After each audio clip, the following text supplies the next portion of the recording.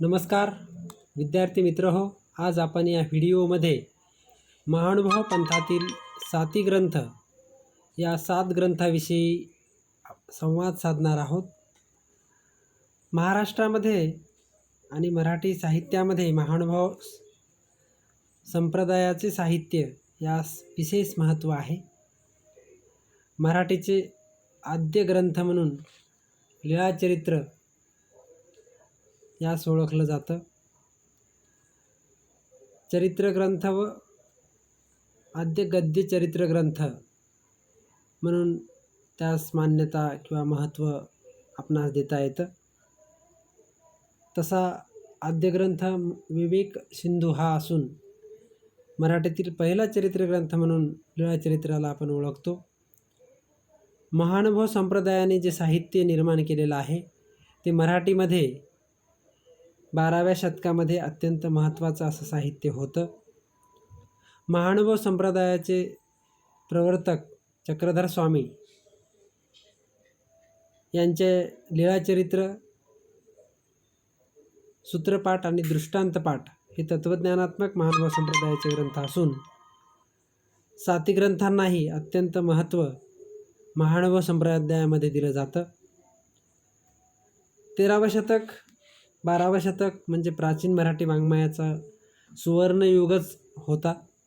ह्या काळात गद्यापेक्षा काव्याला जास्त बहर आलेला होता. 13व्या शतकातील वाङ्मय संपदेत महानुभाव वाङ्मयाचा फार मोठा वाटा आहे. श्री चक्रधर स्वामींनी महानुभाव पंथाची स्थापना केल्यावर अल्पावधीच पंथीय साहित्याला भरभराट किंवा बहर येऊ लागला. महानुभाव संप्रदायाची वाङ्मय निर्मिती पंथीय निष्ठेतून व प्रेरणेतून, स्मरणभक्तीतून झालेली आपल्याला दिसून येते. त्यांच्या वाङ्मयातील विविधता विषयाची नसून वाङ्मय प्रकाराची आणि मांडणीची आपणास दिसून येते. महानुभाव वाङ्मयात पंथ संस्थापक पंचकृष्ण आचार्यादींची चरित्रे, पंथ प्रवर्तकाच्या वचनोक्ती, टीकाग्रंथ, सूत्रग्रंथ, छंदादिशास्त्रे, न्याय व्याकरणकोश, क्षेत्र व्यक्ती स्थळ महात्म्य वर्णनपर, स्तोत्रे, काव्ये इत्यादी विविध प्रकार आहेत. वाङ्मय निर्मिती करणारे ग्रंथकार व्युत्पन्न, प्रतिभासंपन्न, पंडित, कवी होते. सर्व वाङ्मय पंडितांनी संस्कृत भाषेतील भाष्यग्रंथ, टीकाग्रंथ, पंचमहाकाव्ये यांच्या वळणाचीच ग्रंथरचना केलेली दिसते. साहित्य गुणांनी त्यांचे ग्रंथ श्रेष्ठ आहेत. भाषा आणि साहित्य ह्या दृष्टीने महानुभाव संप्रदायाचे ग्रंथ वाङ्मयाचा इतिहास श्रेष्ठ साहित्य म्हणून प्रशंसनीय आहेत. महानुभाव पंथीय साहित्य विपुल, विविधतापूर्ण आहे. लीळाचरित्रासारखे चरित्रग्रंथ, शिशुपाल वधासारखे आख्यानकाव्य, पूजावसरसारखे श्री चक्रधरांची दिनचर्या सांगणारे ग्रंथ, सूत्रमय वचनांचा सूत्रपाठ, दृष्टांतपाठ, भाष्यग्रंथ, महाभाष्य अशी विपुल ग्रंथसंपदा आहे. श्री चक्रधराच्या ब्रह्मंतीचे वर्णन करणारे स्थानपोथी, महदंबेच्या धवळ्यासारखे भावगीत काव्य, भक्तिपर रचना आहे. महानुभाव पंथीय सहस्र लेखकांनी, पंथेतर वाङ्मयकारांनी प्रचंड ग्रंथनिर्मिती केलेली आहे. महानुभाव पंथीय वाङ्मयामुळे महानुभाव नाव सर्वदूर पसरले.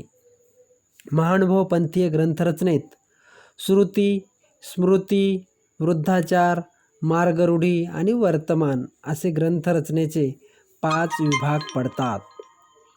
श्रुती म्हणजे महानुभाव पंचकृष्णांची चरित्रे. स्मृती म्हणजे नागदेवाचार्याच्या कालखंडातील रचना त्या स्मृतीत येतात. वृद्धाचार सांप्रदायिक आचार विचारासंबंधीचे ग्रंथ येतात. वर्तमानमध्ये नंतर निर्माण झालेल्या ग्रंथांना वर्तमान असे म्हटले जाते. महानुभाव पंथातील कवींनी प्रारंभीच्या काळात रचलेल्या 7 काव्यग्रंथांना पंथीय वाङ्मयात साती ग्रंथ म्हणून अत्यंत महत्त्व दिले जाते. साती ग्रंथ मराठी वाङ्मयात वैशिष्ट्यपूर्ण आहेत. पंथात त्यांना पवित्र ग्रंथ मानले जाते. हे साती ग्रंथ कोणते आहेत ते आपण पाहूयात. कवी नरेंद्र याने रुक्मिणी स्वयंवर हा ग्रंथ शके 1214-15 लिहिला. तर कवी भास्कर भट्ट बोरीकर यांनी 2 ग्रंथ, एक शिशुपालवध शके 1234 तर दुसरा ग्रंथ भास्कर भट्ट बोरीकरांचाच उद्धव गीता शके 1235 लिहिला. कवी दामोदर पंडित यांचं वच्छहरण हा ग्रंथ शके 1238 लिहिला. कवी खळोबास यांनी सह्याद्री वर्णन हा ग्रंथ लिहिला आणि या ग्रंथाचा शक आहे, लेखन शक आहे किंवा लेखन काळ आहे शके 1275. तर कवी विश्वनाथ बास या महानुभाव साहित्यिकाने ज्ञानप्रबोध नावाचा ग्रंथ शके 1340 लिहिला. कवी नारायण बास यांनी रिद्धिपूर वर्णन शके 1340 लिहिले. विद्यार्थी मित्र हो, हे 7 ग्रंथ असल्यामुळे त्याला साती ग्रंथ असं म्हटलं जातं.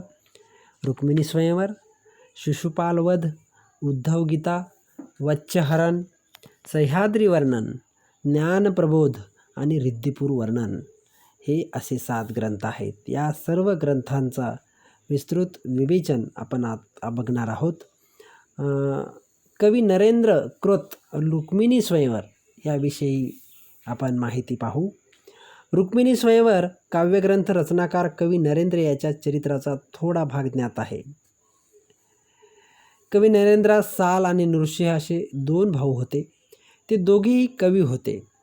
पंथात येण्यापूर्वी नरेंद्राला नागदेवापासून श्रवण होते. नृसिंह कवीने नलोपाख्यान आणि साल कवीने रामायण काव्यग्रंथ रचले. त्यांनी ती काव्ये राजदरबारात राजा रामदेवराय पुढे म्हटली. त्याचवेळी त्यांनी भर दरबारात नरेंद्राला तुम्ही एक कवित्व करा, मी तुमची युक्ती पाहो असा टोमणा मारला. नरेंद्राने 1800 ओव्यांचे रुक्मिणी स्वयंवर काव्यरचना केली. ते काव्य राजाला वाचून दाखवित असताना राजा प्रसन्न झाला आणि म्हणाला, या ग्रंथाचा अभंगू मज द्यावा. त्यासाठी नरेंद्राला विपुल द्रव्यही द्यावयास तयार तो होता. परंतु नरेंद्राने दिलेले बाणेदार उत्तर हे कवी आणि काव्य कुलात ऐतिहासिक उत्तर समजले जाते. तो म्हणाला, ना राजे हो, कवी कुळा बोलू लागेल. राजाने ग्रंथसंग्रही ठेवण्याची ईर्ष्या दर्शवली. त्यावेळी नरेंद्र म्हणाला, अजून हा ग्रंथ अशुद्ध आहे. अशुद्ध म्हणजे पूर्ण नाही. शुद्ध करून देतो. घरी येऊन 3 भावांनी रात्रीतून 300 ओव्या उतरून घेतल्या. तोपर्यंत सकाळ झाली. राजदूत आले, ग्रंथ त्यांना दिला. नरेंद्राला हा आघात सहन झाला नाही. त्याचे ठिकाणी विरक्ती उत्पन्न झाली. अपूर्ण ग्रंथ घेऊनच त्याने नागदेवाचार्यांना अनुसरले. तेव्हापासून रुक्मिणी स्वयंवर ग्रंथ महानुभाव संप्रदायात सांप्रदायिक ग्रंथ म्हणून पंथात आला. नरेंद्राचे पंथात येण्याविषयीची लीळा स्मृतिग्रंथात आहे. डॉक्टर कोलते यांचे मत, काव्यरचना काल शके 1214 आहे. डॉक्टर तुळपुले लिहितात, एकंदरीतच त्यांचे हे काव्य साती ग्रंथात जसे कालदृष्ट्या तसेच कालदृष्ट्याही पहिले आहे, काव्यदृष्ट्याही पहिले आहे. त्यात साधलेले रसालंकाराचे ऐक्य कोणासही मोहिनी घालील असेच आहे. भक्तीचा पदर लावलेल्या विप्रलंभ शृंगार हा नरेंद्राच्या या काव्यातील रसराज असून त्याचा परिपोष कवीने उत्कटपणे पण संयमाने केला आहे. कवी नरेंद्राने श्रीकृष्ण भक्तीचा, त्यांच्या अंतकरणातला अंतरंगाचा केलेला आविष्काररूपी काव्यग्रंथ म्हणजे रुक्मिणी स्वयंवर होय. श्रीकृष्ण परब्रह्म निरवधी आहे. अनेके काव्ये, नाटके, कथा, आख्याने, प्रबंध, चित्रगाथा या देवाच्या पोवाड्याची बरोबरी करू शकत नाहीत. सकळ शास्त्रापेक्षा प्रभूची चरित्रे गोड आहेत. श्रीकृष्ण वेदनांनाही ठाऊक नाही. वेदांनाही ठाऊक नाही. वेदही मौन पाळतात. कवी नरेंद्राचे हे उद्गार त्यांच्या कृष्णभक्तीचे द्योतक आहे. काव्यात प्रत्यक्ष श्रीकृष्ण नाही, तरीही काव्याचे वातावरण कृष्णमय आहे. किन्नराच्या श्रीकृष्ण सौंदर्य गुणादीच्या वर्णनाने रुक्मिणीला वेध लागतो. तिने तनुमनु प्राण कृष्णाला अर्पण केले. रुक्मिणी स्वयंवर काव्यरचना भागवताच्या दशमस्कंधावर आणि पद्मपुराणावर आधारित असल्याचे स्वतः कवी नरेंद्र सांगतो.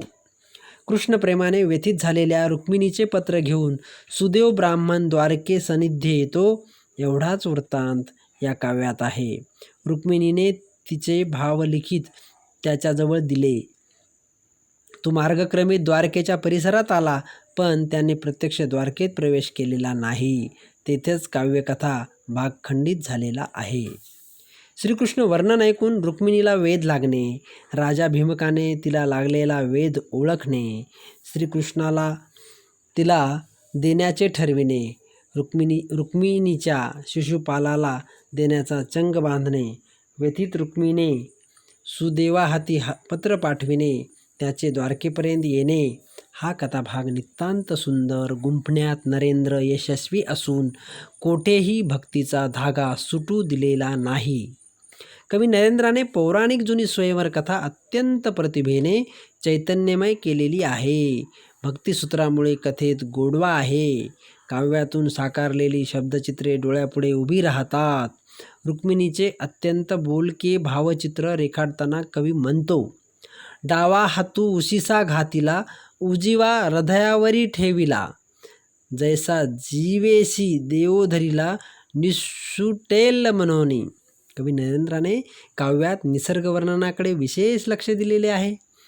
अस्ताचलावरील सूर्य, अंधार, दिव्यांचे वर्णन, नक्षत्रांची शोभा, चंद्रोदय, चंद्रांच्या कला, वनदेवता इत्यादीचे वर्णन द्विग्ध महाकाव्याचे धर्तीवर आहे. प्रतिपदेपासून पौर्णिमेपर्यंत वाढणाऱ्या चांदण्यावर कणीस तयार होऊन पुढे खळ्यात रास पडेपर्यंतच्या अवस्थांची कल्पना नितांत सुंदर रमणीय आहे. कवी म्हणतो की चंद्र नव्हे तो श्वेतदीपा, माझ्यारी सावळे ते श्रीकृष्णाचे रूपा. कवी नरेंद्राने दरबारी लोकांसाठी लिहिलेल्या या काव्यात कलाविलास प्राधान्याने आहे. काव्य उपमा, उत्प्रेक्षा, रूपक अलंकाराने युक्त आहे. नरेंद्र सृजनशील प्रतिभेचा कवी होय. डॉक्टर तुळपुळे कवी नरेंद्राच्या गौरवोद्गारात म्हणतात, सौंदर्य दृष्टी सतत ठेवूनही संयम पाळणारा कवी, असे त्याच्याविषयीचे निरपवादपणे म्हणता येईल. विद्यार्थी मित्र हो, दुसरा सातीग्रंथातील महत्त्वाचा ग्रंथ आहे तो म्हणजे शिशुपाळवध. शिशुपाळवध काव्यग्रंथ रचनाकार भास्कर भट्ट हे परभणी जिल्ह्यातील बोरी या गावचे राहणारे होते. केशवाचार्य नावाचे एक वैदिक पंडित त्यांचे पूर्वाश्रमीचे गुरु होते. नागदेवाचार्यांच्या भेटीनंतर त्यांच्याकडून उपदेश घेऊन भास्कर भट्ट महानुभाव पंथात आले. त्यांनीच त्यांचे नाव कवीश्वर ठेवले असून त्यांचा भानू, भास्कर, कवीश्वर, भाटो इत्यादी नावांनी संबोधले जाते. ते रूपाने सुंदर होते. तसेच पांडित्य, वादपटुत्व, शीघ्र कवित्व, वक्तृत्व असे अनेक गुण त्यांचे ठिकाणी होते. त्यांच्या वक्तृत्वाने लोक वेधले जात असत. स्मृतिस्थळकारांनी त्यांच्या गंगा तीरावर पुराण कथन प्रसंगी वेधल्या गेलेल्या प्रसंगाच्या लीळेत म्हटले आहे, लोकू वेधल्या पाणीवठा, बाईल पाणी वाहत होतिया, तिया वेधलिया, तियाचिया डोईच्या घागरी डोई येशीची, आणि पुराण ऐकती, दादुले आईच आचिये होईये, कडबेयाची भार्या, ते तैसेच ऐकती, ऐसे अवघे लोक सरसवृत्ती वेधिलय. भास्कर भट्ट वक्तृत्वात रस निर्माण करतात. त्यामुळे श्रोत्यांचे अंतकरण चंद्रमय होई, श्रोत्यांचे देहभान हरपून जात असे. भास्कर भट्टांनी शेवटचे दिवस अरण्यात घालविले. हाडाची रांगोळी घालण्यासाठी त्यांनी शरीर कोरडे करण्यास सुरुवात केली. विजनात काठीच्या एका झाडाखाली शरीर शोषण करून परमेश्वराचे नामस्मरण करीत ते पडून राहिले. गोपाळबासांनी पाण्याचा बोळा त्यांच्या तोंडात पिळून त्यांना सावध केले. त्यांचे लवकरच देहावसान झाले. भास्कर भट्टांच्या नावावर सुमारे 12 ग्रंथ आहेत. निर्वचन स्तोत्र, पूजावसरचे 27 श्लोक, प्रास्ताविक 30 श्लोक, श्रीयाष्टक, अवताराष्टक, नरविलाप स्तोत्र, जयाष्टक, रिद्धिपूरचे 40 श्लोक, एकदशकंद, मूर्तिवर्णन स्तोत्र, मराठी पूजावसर, शिशुपाळ वध. महाकाव्याच्या धर्तीवर लिहिलेला शिशुपाळ वध ग्रंथ महानुभाव पंथीय महत्त्वाचा ग्रंथ आहे. त्यांनी माघ कवीच्या महाकाव्याच्या वळणावर ग्रंथलेखन केलेले आहे. साहित्य व काव्यदृष्ट्या अत्यंत सरस ग्रंथ आहे. त्यांची कल्पना, अलंकार रचना, उपमा, उत्प्रेक्षा, रूपकादी काव्य सौंदर्यपूर्ण रचना स्वतंत्र आहे. कवीची भक्ती आणि विनय प्रारंभीच व्यक्त होताना कवी म्हणतो, देखुनी महाकवीचा पंथू, मज होतेसे मनोरथू, वर्णावया यादवनाथू श्रीकृष्ण राव. भास्कर भट्ट बोरीकरांनी या कथेकडे भक्तिरसाची त्रिपथा किंवा कैवल्य मंदिरावर झळकणारी पताका किंवा कैवल्य पताकावर पाजळलेली सोनवै म्हणजे दिवटी किंवा मुक्ती वनितेची दुतिका किंवा शांतरसाने शिंपली गेल्यामुळे फोपावलेली ज्ञानलता किंवा मूर्तिमंत विवेकाचे सौभाग्य देवता किंवा अतिजनांसाठी या वैराण संसार मार्गावर उभारलेली विश्रामशाळा या दृष्टीने पाहिलेले आहे असे डॉक्टर शंगो तुळपुळे म्हणतात. भास्कर भट्ट बोरीकरांनी 1087 ओव्याच्या काव्यग्रंथात वधकथेला 250 ओव्यात वर्णन केलेले आहे. रुक्मिणी विरह वर्णनात 850 ओव्यात विरह शृंगारादी रचना आहे. श्रीकृष्ण आणि रुक्मिणी यांच्या एकांतातील नर्मविनोद त्यांच्या प्रणय कवीने शृंगारिकपणे वर्णन केलेलं आहे. त्यांनी प्रारंभी भक्तिपूर्ण रचना केली. श्रीकृष्ण हे त्यांचे आराध्य दैवत असून त्या दैवताविषयी व्यक्त केलेला भाव पाहून मन भारावते. कवी म्हणतो, जे यापासून जगा जन्म, जे परिपूर्ण आत्माराम, ते ध्यायले परब्रह्म गुरुप्रसादे. शिशुपाळ वधाची कथा समजण्यासाठी फुलविण्यासाठी भास्कराने विविध प्रकारची वर्णने केलेली आहेत. सभा, नगर, उपवन, युद्ध, इतर वर्णने, जलक्रीडा, विरह वर्णने फारच सुरेख व सुरस आहेत. रुक्मिणी विरह वर्णन. अव्हेरिलिया यदुपाळे, माझेनी नावे पाणी जळे, अंगी लागती कमळे इंगळ जैसी. श्रीकृष्णाने माझा त्याग केल्यामुळे, तो हस्तिनापुरास गेल्यामुळे त्यांच्या विरहाग्रीने माझे अंग इतके तापले आहे की माझ्या नावाच्या उच्चाराने देखील पाणी तापते. रुक्मिणीचा विरहोपचार. विरह ज्वराने पोळलेल्या रुक्मिणीसाठी अधमूर चांदणं फोडावं, त्या कमळाचा मकरंद समप्रमाणात मिसळावा, नंतर तो मलयनिष्ठाने थंड करून चंदनाच्या रसात भिजवावा, मग त्याला भरपूर परिजातकाचा वास द्यावा. असा तो रस पहाटे पहाटे सुवर्ण कलशात भरावा आणि त्यानंतर कमळाचे कोवळे पान झाकण ठेवावे. त्या पाण्याने रुक्मिणीला नाहू घातले तर जाळ उत्पन्न होत असे आणि विरह ज्वर उफाळून येत असे.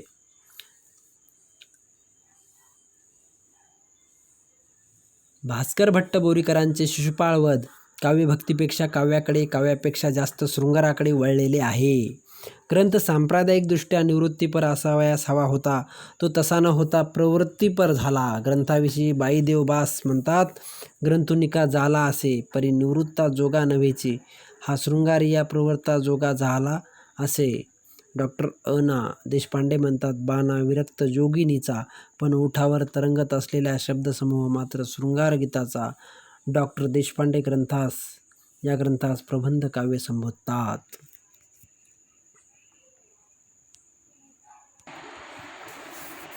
विद्यार्थी मित्र हो, साती ग्रंथामध्ये उद्धव गीता हा भास्कर भट्ट बोरीकरांनीच लिहिलेला ग्रंथ आहे. शिशुपाळ वध ग्रंथलेखन निवृत्तीपर न झाल्याने त्यांनी भागवताच्या एकादश स्कंधाच्या आधारे उद्धव गीता ग्रंथ लिहिला. तो ग्रंथ ऐकल्यावर देवबाईस स्तुतीपर म्हणाले, आता होय कवीश्वरा हो, हा निवृत्ताजोगा झाला. एकादश स्कंदावर आधारित ग्रंथ उद्धव गीता ही तत्त्वज्ञान प्रतिपादक आहे. भास्कर भट्टाने एकादश स्कंद प्राकृतात प्रथम आणले. भागवतातील मुळातल्या संस्कृतमधील 1367 श्लोकांचा संक्षेप कवीने 827 ओव्यात केलेला आहे. त्यात कृष्णाने उद्धवाला केलेल्या उपदेशाचे भाष्य आहे. तीच उपदेशरूपी ग्रंथरचना उद्धव गीता ग्रंथ आहे. स्वतः कवीने आपण एकादश स्कंधाच्या आधारे रचना करीत असल्याचा उल्लेख करताना म्हटले, एकादशेशी सरीशी भजुनी साहित्य देशी, मिया आवारू केले जगासी, हा ज्ञानामृताचे हा.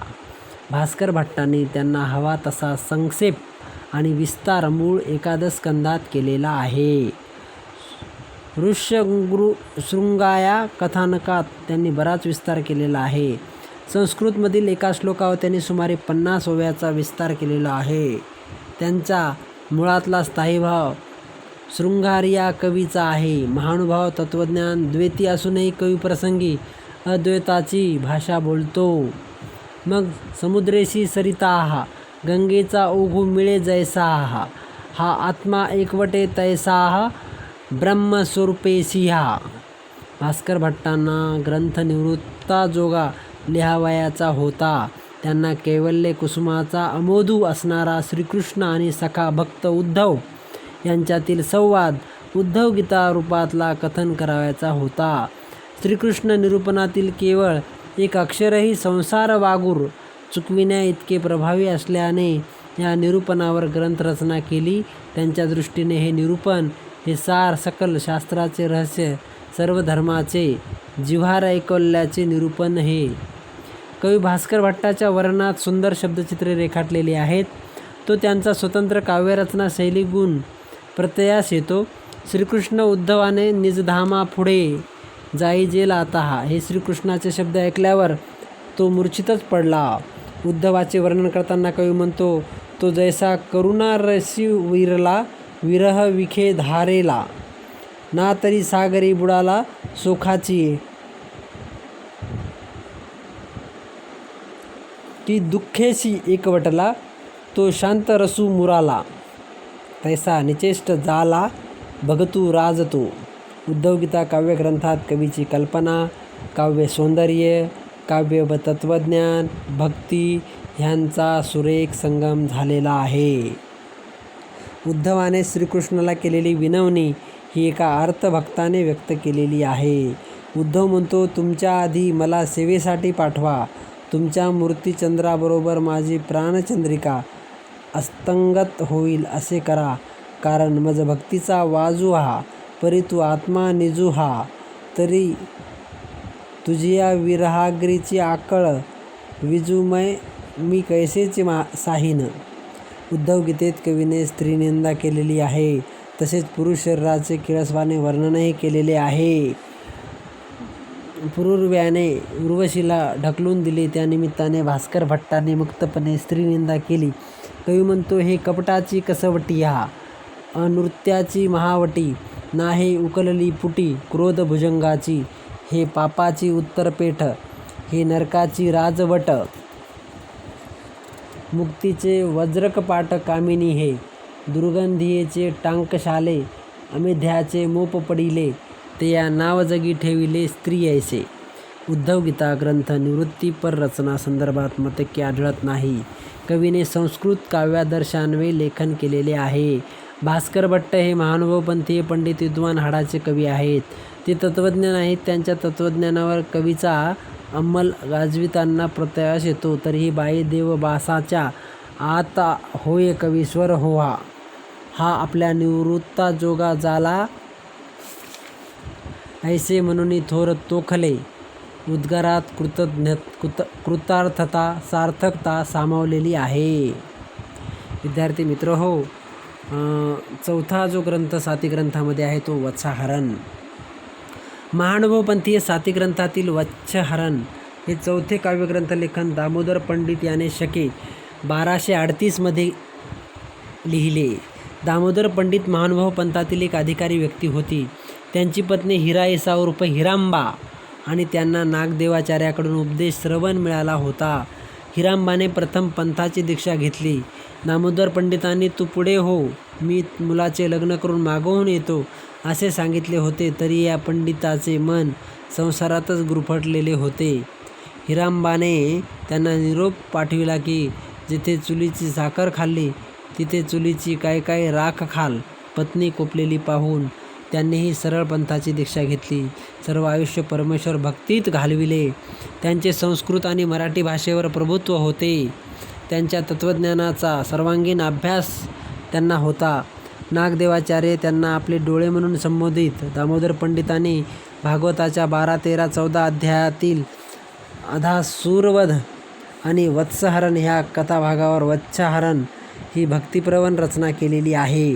त्यांचे हे काव्य 503 ओव्यांचे आहे.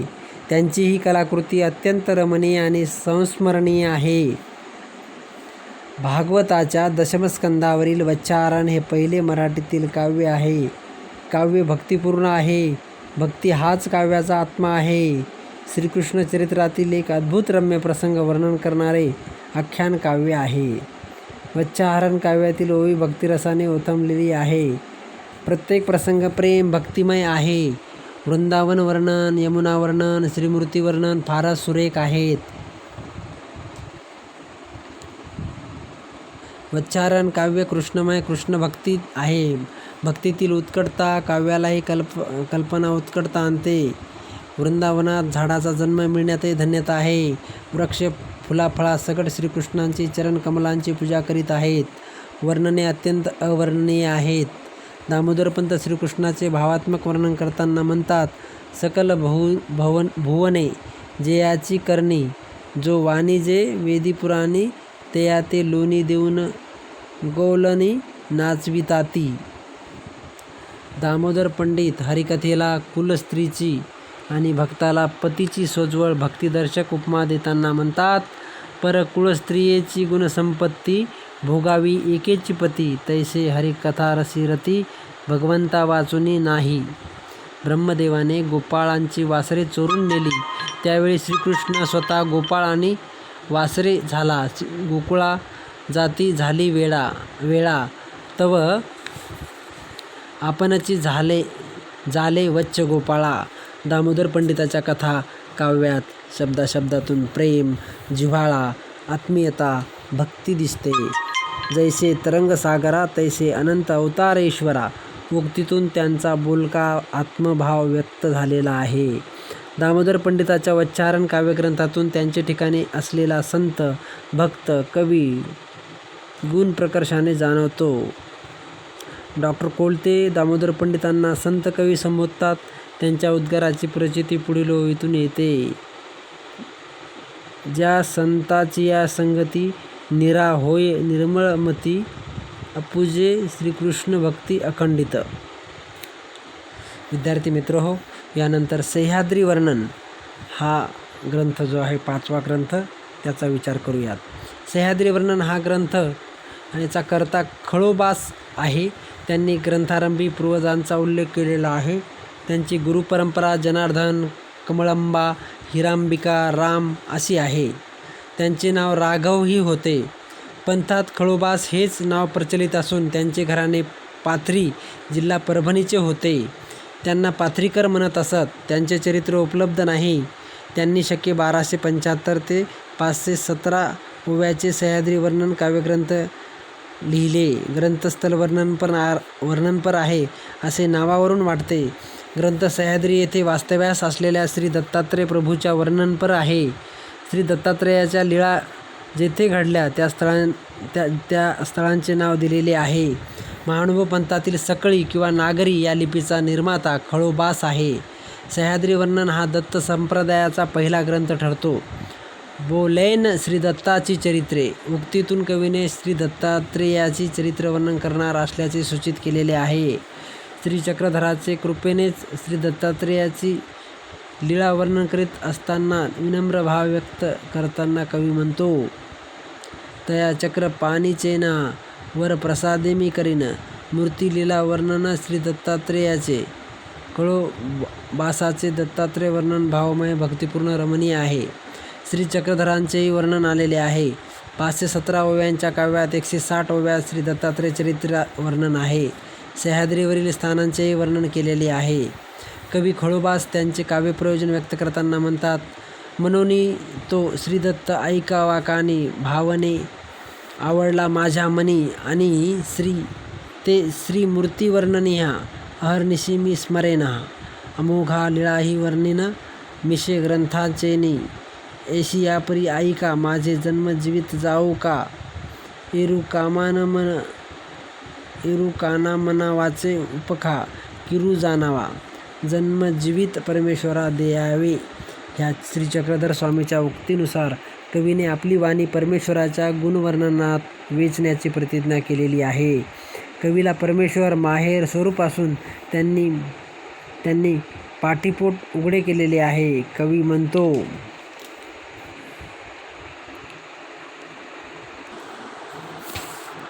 सह्याद्री वर्णन ग्रंथलेखनात कवीची भूमिका ही भक्ताची आहे, परमार्गाच्या उपासकाची आहे.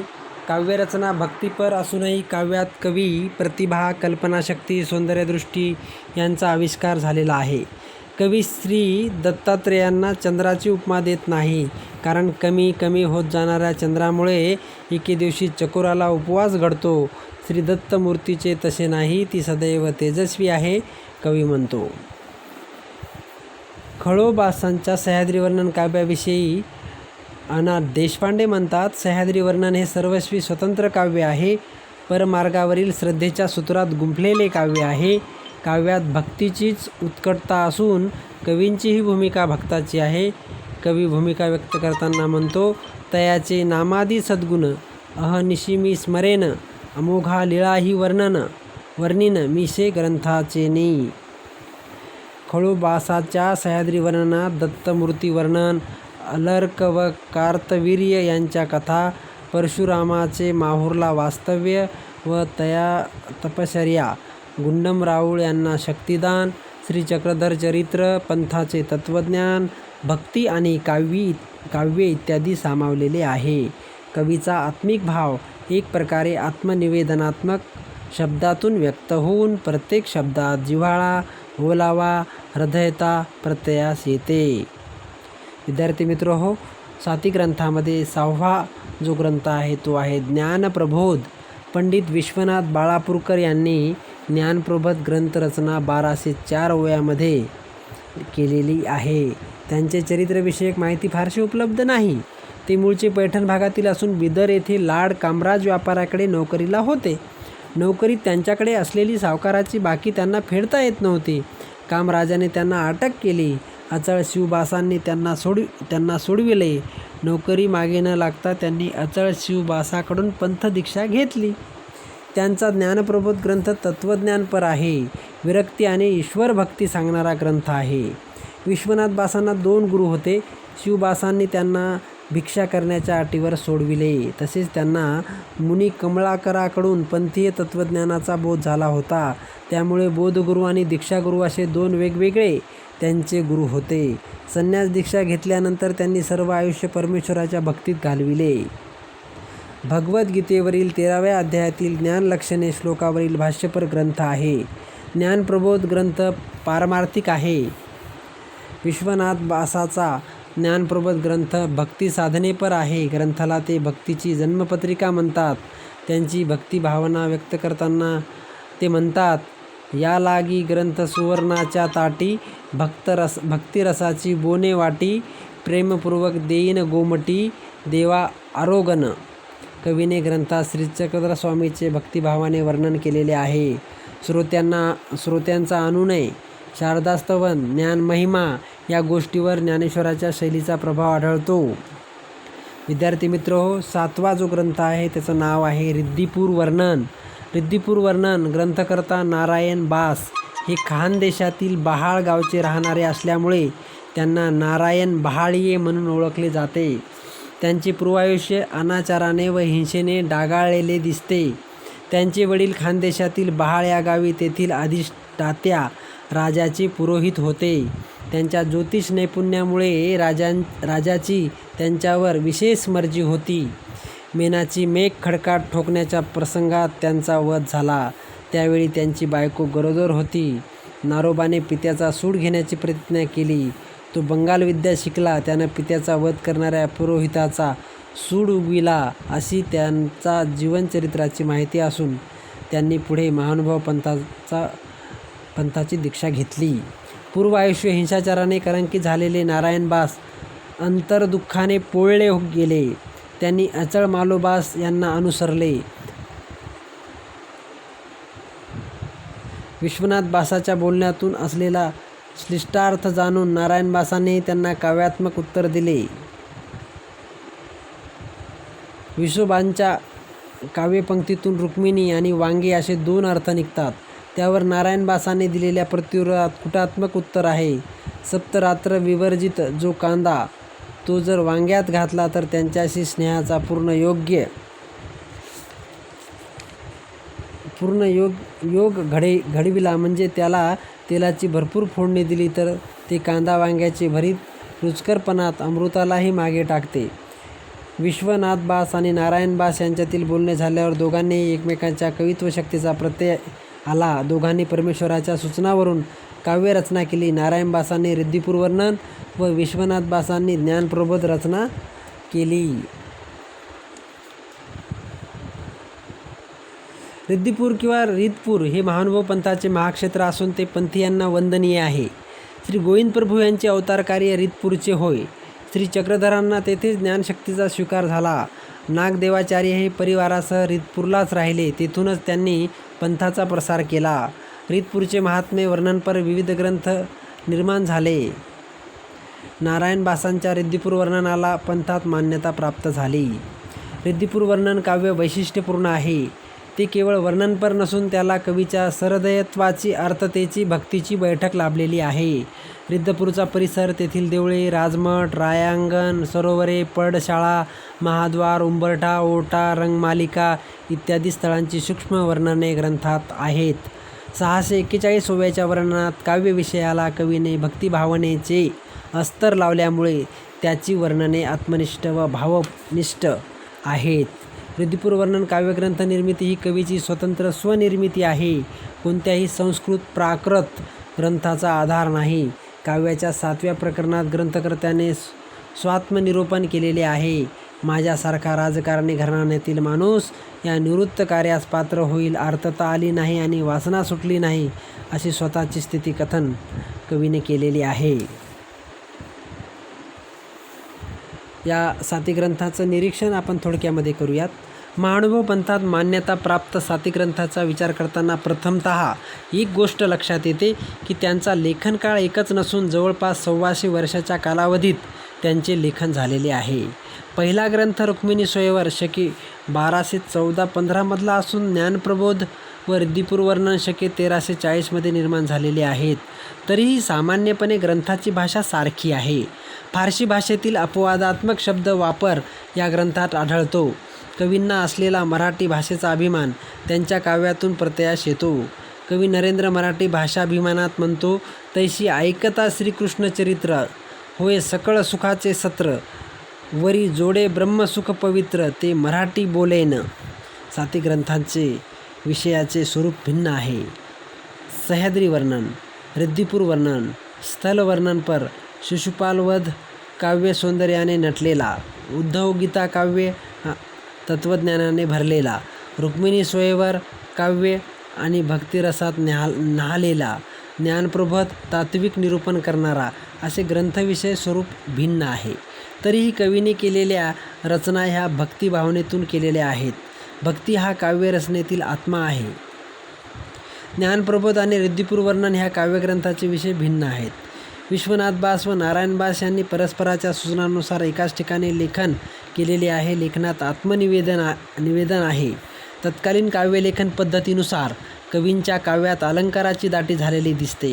नारायण बास यांनी तरी अलंकारेविन न मिरवे काव्य लक्षण असे स्पष्टपणे म्हटलेले आहे. 7 ग्रंथ शृंगार, काव्य, अलंकाराने नटलेले असून भक्तिप्रेरित आहेत. नरेंद्राच्या रुक्मिणी विरह वर्णनातील भावात अत्यंत उत्कटता, रंजितता आहे. महानुभाव पंथातील मान्यताप्राप्त 7 ग्रंथांनी मराठी काव्य वाङ्मयात एक स्वतंत्र स्थान निर्माण केलेले आहे. मराठी काव्याला सांप्रदायिक, तात्विक व काव्यदृष्ट्या प्रतिष्ठा प्राप्त करून दिलेली आहे. महानुभावांचे 7 ग्रंथ म्हणजे साहित्य आकाशातील सप्तर्षीच संबोधले जातात.